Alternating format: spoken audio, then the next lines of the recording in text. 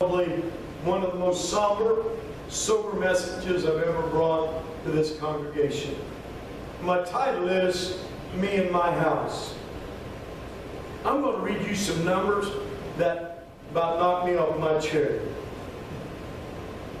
Today, 15 million children live in a home without a birth father. 15 million children. This is America, not the world. 5 more million live in a home without the birth mother or father. In 2005, 900,000 children were abused in these homes. My friends, all you have to do is look on. How many saw the evening news this week? Came out of Tipton. A 5-year-old boy being starved to death in a broken home. There is confusion. I heard it was the biological son of the father. I was told it was the biological son of the mother. I don't care which it was. This little boy had went 2 days with no food, and at 5 years old weighed 30 pounds. I was talking to my daughter about this. She said, "Dad, you realize Ashton, which is my great-grandson, is a year and a month old, and he weighs 35 pounds. So, Dad, you realize children living in these homes, now hear this number, are 50 times more possible, 50 more likely to either die or be injured in a single birth parent home." The reason for this is very plain. A non-birth parent care will never care as a birth parent will. They never will. They're not equipped to raise a child other than their own. And I've got a point for this message today. The family home that I and my generation grew up in no longer exists. It simply does not exist. The two-parent, birth parent family is on its way out, and there is great problems with that. Far too many children will wake up today, this very hour, and will not have a male role model in their life. That is true. That is true. Our schools and our teachers are teaching our young men in biology class to how to be a, let me say this as gently as I can, a progenitor. They can pass on their genes. Y'all catch me? They're not teaching them to be a father. There was a day in school that our young ladies were taught to be a mother in home ec. But that's sexist today. We cannot emphasize that today because now we are role specific. We are trying to put people in a little box. Well, I'm here to tell you, folks, God put us in a box. Can I be non-politically correct a moment? God put us in specific roles in the family. Yeah. And I don't expect a lot of amens from here on out. So that's okay. I've done for 2 hours this morning from 1 to 3. The Lord was amening me enough, so it's okay. Amen. But we're living in a generation that men are not being men, they're not being fathers. Right. There are too many boys that are growing up that do not understand the role of a man in the family. Amen. That is right. And somewhere it's broken down. Somewhere we're talking about in Indianapolis, and they see that a lot in the news, and they talk about down there, we need to get this violence off the street. We need to solve these problems of teenagers roaming. Well, let me tell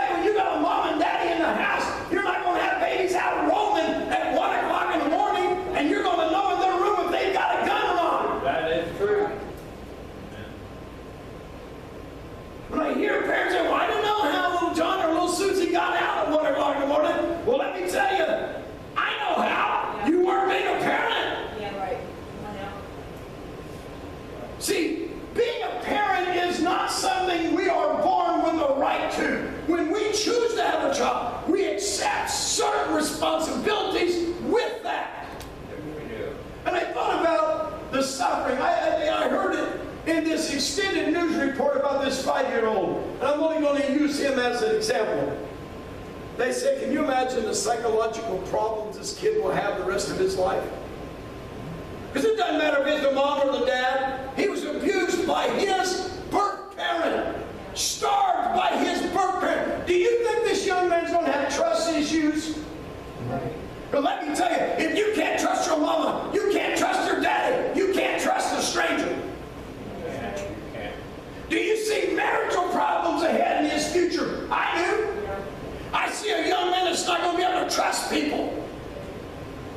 He's going to have psychological problems of abandonment. And as the Lord's speaking to me this morning, think about these problems they bring into the church. We bring into the church, we all carry baggage. Y'all know, I don't care who you are. You know, I feel like I had a great home. I had baggage, folks. I had baggage. The best of you have baggage. Amen. Yeah, amen. But you know what? Somewhere we've got to step up and begin to reduce the baggage the next generation has to carry. Yes, amen. Think about a young man that has no male in his life. What kind of a father is he going to be? By the grace of God, he may be average, but will probably never succeed greatly. Why? He has no one to follow, no example to look up to. You know, I thought about the church today, and I don't want anybody to be hurt at me. I'm not talking to anybody specific. I'm not preaching to anybody this morning except for us. But do you know today, on Sunday, there are literally thousands of kids being bused to church with no biological parent with them. That is true. And what happens when they get, I know this for a fact, me and my wife have picked up kids for almost my whole ministry plus years. When my dad was alive, we'd pick up kids. When they would get to the age that they could take care of themselves, Mom and Dad said, you don't have to go to church anymore. I'm going to have to get you up now, so you can stay home if you want. You've seen a stand in your class. As soon as they turn that age, where are they at? Oh, they don't need a babysitter anymore, so they don't go to church. Yeah. That's right. Amen. We need someone to step up and say, I will lead this family. That's right. That is true. And I will tell you, I am tired of mothers being placed into roles that they're never suited for. God never intended for them to be, but they're there because no one else will step up. That's right. Yes, amen. Come on. I want you to turn with me a moment. Proverbs 22:6.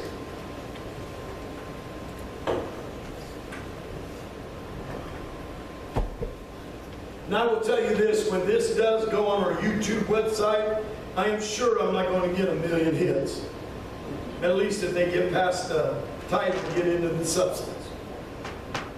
Why? Because it's not popular. It's not convenient. It makes us look at ourselves a moment. Proverbs 22:6 says, train up a child in the way he should go, and when he is old, he will not depart from it. You may be seated. Do you understand why we are now having children when parents are growing up, they're being abandoned? Me and Sister Donna was talking this morning before service about the nursing home situation, about the care that many of our seniors are given. Do you know why? It's a direct response to our societal abandonment. We have parents that are abandoning their children. Well, they grow up, folks. They don't stay in diapers forever. Yeah. And you know what? When they're growing up, they're becoming adults. They're remembering the moments of abandonment they had. That's why we have men and women go in any nursing home. And you'll see lost souls that little Johnny, little Susie have abandoned them.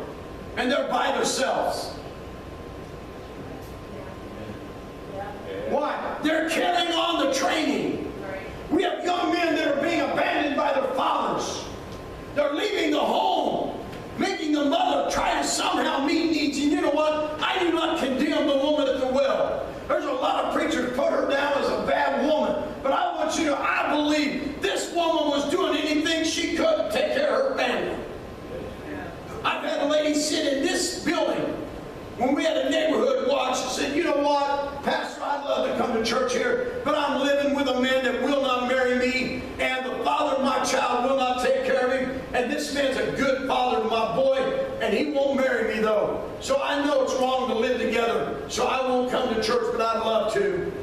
But I have to take care of my son. He needs to eat. I have no skills. I dropped out of school. Yeah. How many mothers does that tell you that's in our society? I know Sister Sandy witnessed that through Gilead House many a times. These women were overwhelmed. Why? Taking care of the children without someone there to step up and help. See, we have these live-in boyfriends. They're never going to care for your kid like my kid will. They're not. I'm telling you what, that guy that comes in and out, he's never going to care like that father that should care.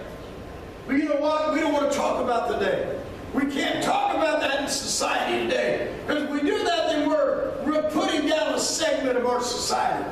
But let me tell you, there's young men in here that have a need for a role model in their life. Yeah. And you know what? If they don't find it in the family, they don't find it in the world. If they're lucky, they'll find someone in the church that will teach them some things.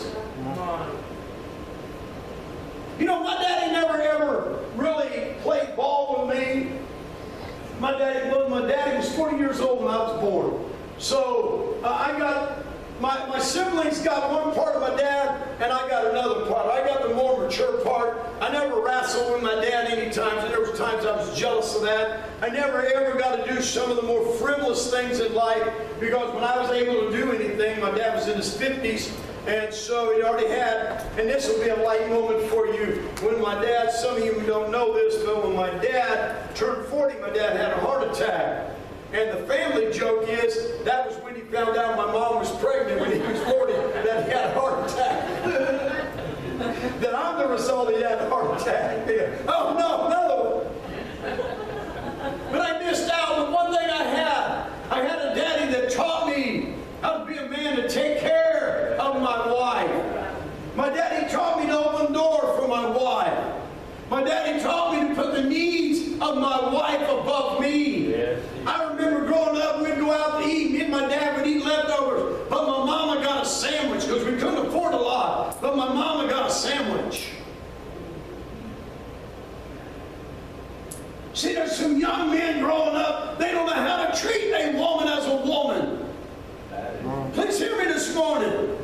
I'm preaching you a Father's Day message that we need to hear as a society, not as individuals, but as a society. We got young men that are growing up that just don't know what to do. They're not bad people. They're just not being taught. And our churches are failing us because we can't get into these subjects because people don't like them. You know, I don't know, Sister Sandy, if you got to read this month's Apostolic Witness, but I tell you what, Wes Comer, that's probably the best article I've ever seen him write, man. I'm telling you what, he got into some of these big-time preachers telling them they need to get their eyes off the green. They need to get back on the altar. Yes. Hallelujah, man. If I'd been there when he was writing it, I'd have been amen when he was writing the words. Because we've lost the meetings in the church. We've lost focus. Train up a child. And I'm telling you, we've got a generation growing up with issues. Security, abandonment. Now think about this. If we cannot trust our birth parents, how can we trust God? That's why many, at the sign of any problem, they're leaving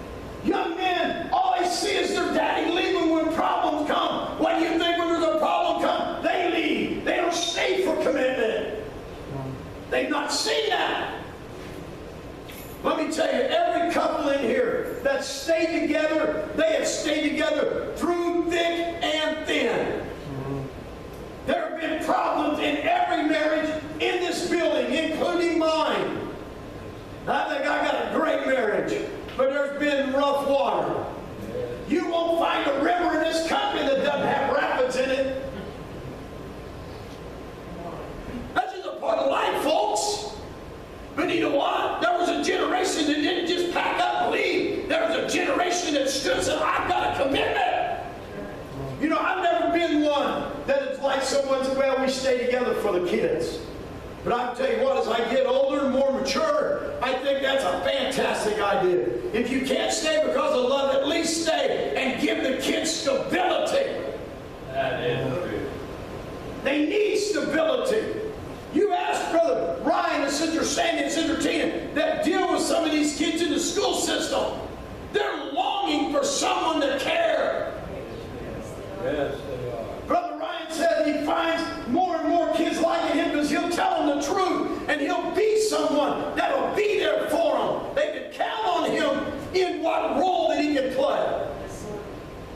Doesn't that tell us something tragic about our society? Something missing in there?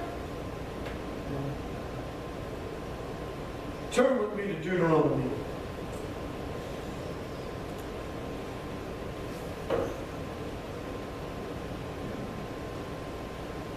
Deuteronomy 4:9 says, only take heed to thyself and keep thy soul diligently, lest thou forget the things which thine eyes have seen, and lest they depart from thine heart all the days of thy life. But teach them thy sons and thy sons' sons. I will tell you this, and please take it for what it's worth. I have a great relationship with most of my grandchildren.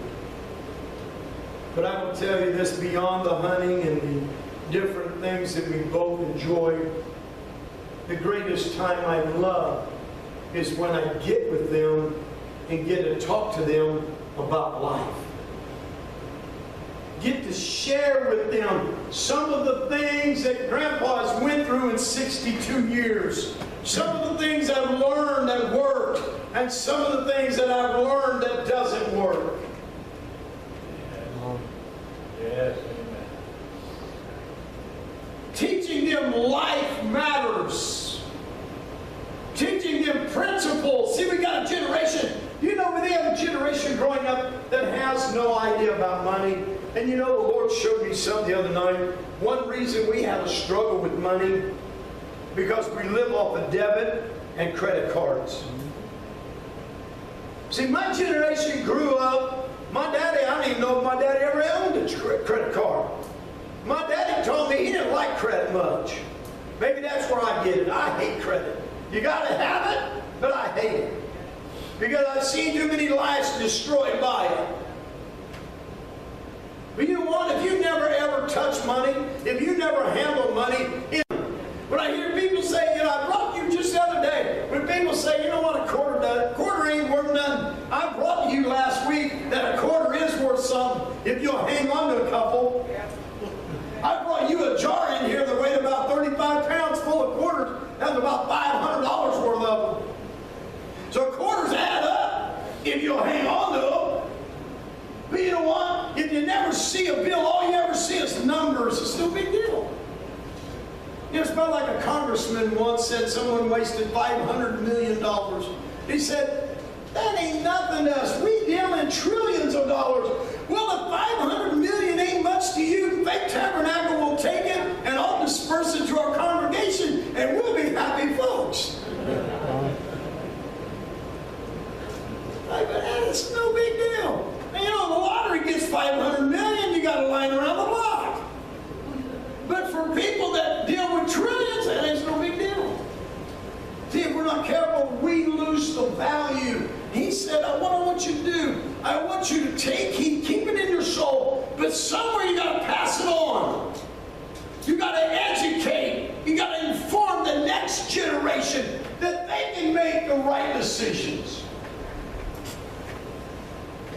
How are we going to teach them about serving God? And let me tell you, you can have, you know, I don't care if this place was packed full.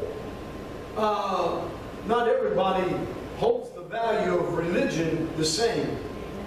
And unfortunately, there are many people that go to church to keep from going to hell. And I will tell you this, that is never a good reason. I've heard people say, well, it's a good place to go. Well, let me tell you what. I was watching a funny sitcom just the other night, me and my wife. The man tried to start up a business. and it was really hot one summer. Nobody'd show up because it was so hot. Well, he decided to put, it was a little picture show. He decided to put it in a guy's meat freezer. And man, he had that meat freezer packed out. Everybody was showing up because it was 90 degrees. Nobody had an air conditioner, but everybody would show up and watch that little picture inside that room that was 60 degrees.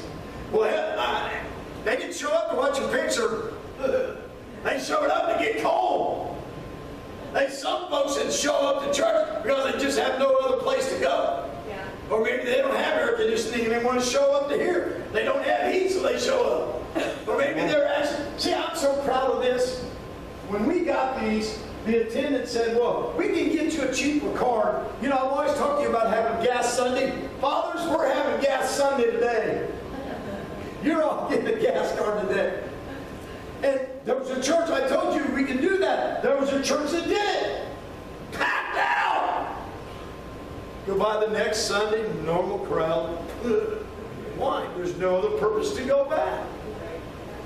See, somewhere we got to emphasize, how does that come about? It comes about settling in our heart first. And then we instill that same love for God to the next generation. And let me tell you, that doesn't mean the next generation is going to love Him like you do. But it ain't going to be your fault. It's going to be their choice. Now we go to Deuteronomy 6 and 7.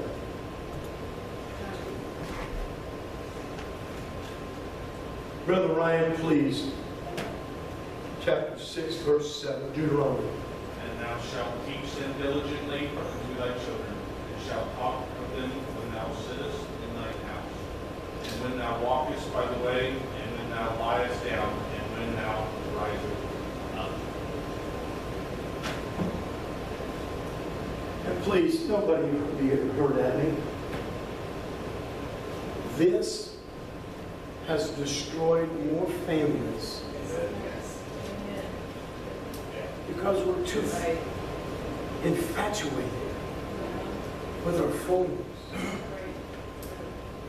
I have literally been at a family dinner and had one family member texting the other family member on the other side of the table.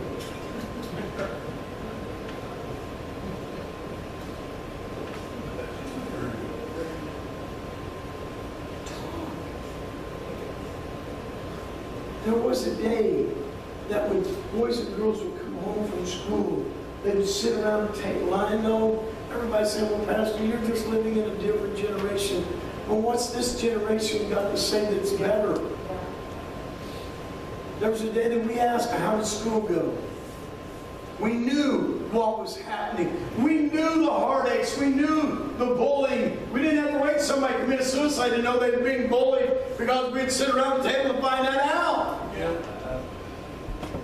We noticed when things were going wrong in their attitude. Hey, what's wrong? You ain't acting like normal. Yeah. Well, when you never talk, you never know. Right. And sadly, some parents don't want to be involved.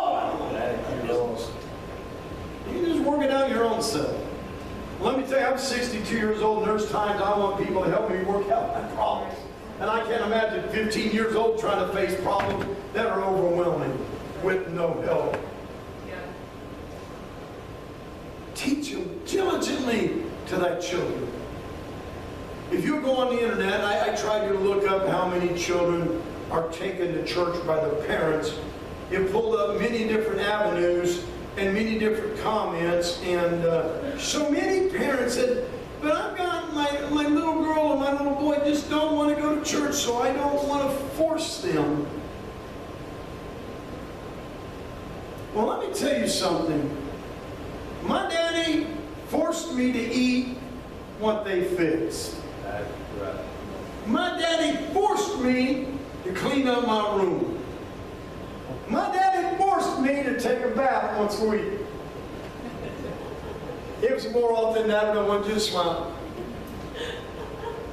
My daddy forced me. He didn't look and say, well, son, you're 12 now, or 13 now, son, so I'm just going to let you do whatever you like. Because let me tell you, if he would have done that, he would have been play and nothing else. I remember many a Sunday night, Dad said, hey, it's time we're going to church. Get dressed, boy. Dad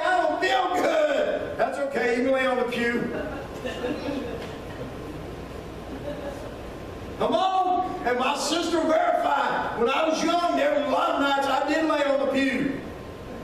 But I was still in church. Yeah. Because my daddy said, I'm going to church, you're going to church. There's never a time my daddy said, I'm going to send you to church. We're going to church. Family reading. I will tell you this, I wish I'd have done much more. I see the value of me and my wife sitting around reading every night. You can't put a price on the value of sitting together as a family, reading the Word of God. Sitting down before bed more than, and even if you just now are laying me down to sleep, but having a family time of prayer, understanding this is an effort for us. You're not on your own in your communications. But he said, whenever you go talk about God, my oldest grandson, I know there are times he gets tired. Because you know what? I can take the most weird scenario and bring him Bible verses about it. We could be talking about some of that. We could be talking about deer hunting. We could be talking about anything. And by the time we're done within a half hour, Papa's already got it back to the Bible. Why? I want him to know the importance of the Word of God. I want him to know that it is a matter, it needs to be discussed. There's never a time that we can't apply the Word of God to our lives. We need to let him know the Word fits every part of our life. When thou walkest, when thou sittest. I wonder what would happen if one night a week we would set our cell phones aside and we would just sit down as a family and talk for 15 minutes. I wonder what would happen to our family unit if we would set aside all this stuff for the importance of family. But usually we're here, there. Everybody's in their own room. Everybody's got their own TV. Everybody's got their own thing. We silently go through. We've got baby monitors now that tell us when the baby's fussing. It used to be the baby was with us. But we put our problem, distanced it away. When you sit down, when you rise up, y'all catch the meaning of that? From the morning to the night. We communicate. We talk. We share. We live. I told you 4 or 5 years ago there was a man, 450 pounds. He broke down. And what made him change his life, his little daughter crawled up on his lap, patted him on the belly, and then proceeded to puff her belly out and said, I'm going to be just like you, Daddy. That man said it broke his heart that I've been teaching my daughter all of the wrong things to do. He said, I want to straighten up my life. Wait, for me, yes. But I want to straighten up my life for my daughter. I want you to know, and I'm going to get ready to wrap up here in just a few. It's hard on a family. It's hard on our little girls when Daddy is not in the picture. I believe, I'll tell you what, my daughter is still baby girl. And it will be baby girl when I die. Yes, amen. But it's even harder on our young boys. It is. Because without the father there, they don't know the roles in life that are so important. They don't know how to care for a family. Think about the young men that are growing up today that have never known a dad or they've known 1,000 dads. There are young men I know, they don't even know who to call daddy anymore. It's the next guy in. Now think about this a minute. There's no permanency in their life. And you wonder why they struggle in their walk with God. Because they've never known someone to be a figure in their life that would actually care. I knew a man that works at a company that I do some painting for. And he was telling me about that he was living with this woman. I loved how this man would always preach to me about the Bible. And yet he'd always tell me about all the women he's living with. I thought that was so comical. But anyway, he said, yeah, I'm with this woman right now. She got a 13-year-old boy, and this boy is really, he doesn't know much at all. I'm really trying to teach him. I've been working with him, showing him things, teaching him things. 6 months later, he's with a new woman. This little boy that thought he had a role model, that thought he had somebody to look up to, has moved on to the next family. And you don't think that creates an abandonment mentality? And let me tell you, folks, we can say all we want. We can be holding them down and say that doesn't come inside here. But let me tell you, everything that we do out there, we bring into here, into our walk with God. When we've been hurt, it comes into how we deal with God. When we've been lied to, I mean, you know why second marriages have a less chance of making it than a first marriage? Because you know what? We carry the scars from the first marriage into the second one. If it's a woman that has been cheated on, she'll be looking for signs of someone cheating. If the man was cheated on, he'll be looking for signs. Or is this one going to cheat on me? Right.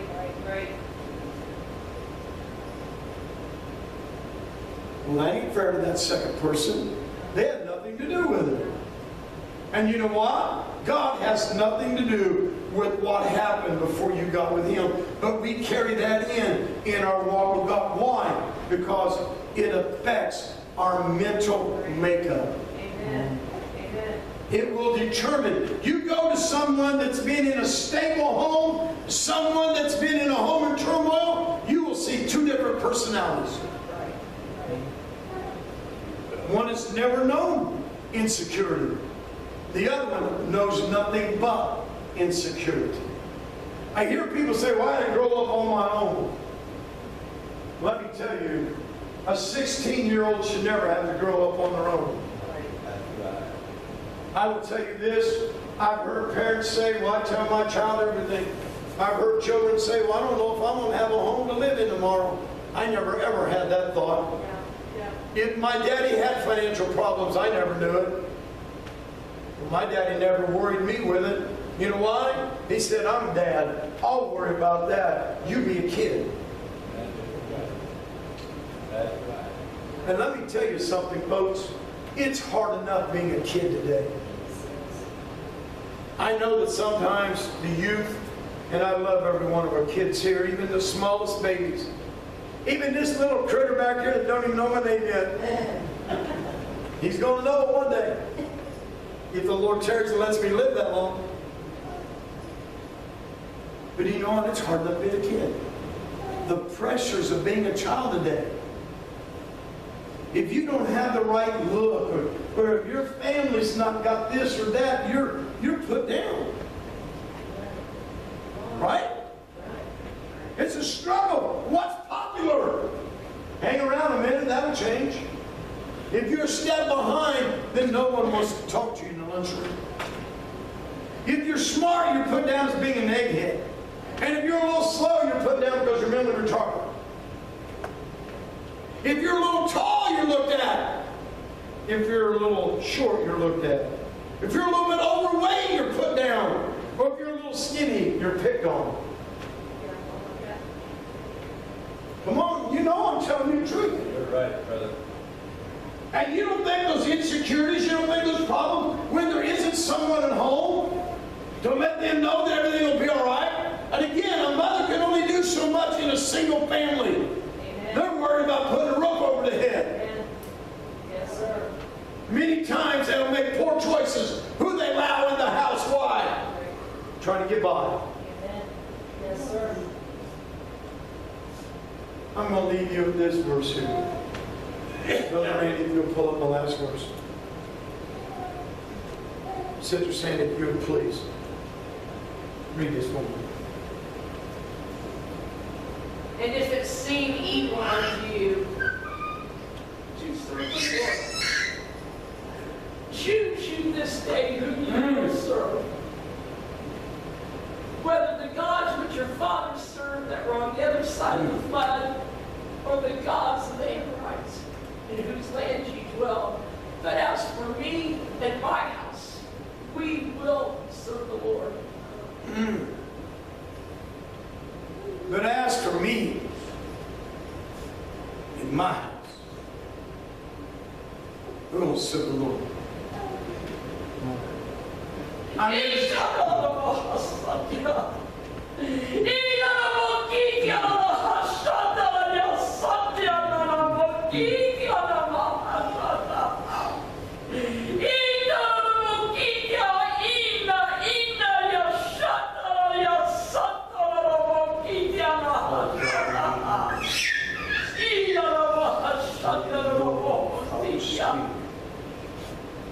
yeah, and I speak to thee to this day. And I say to thee that I need thee to open thy heart this day. For I say to you that there is a choice to be made this day. You have heard my words through this one today, but I again speak unto thee this day, and I say, make a choice this day, for my time is short, and I come quickly.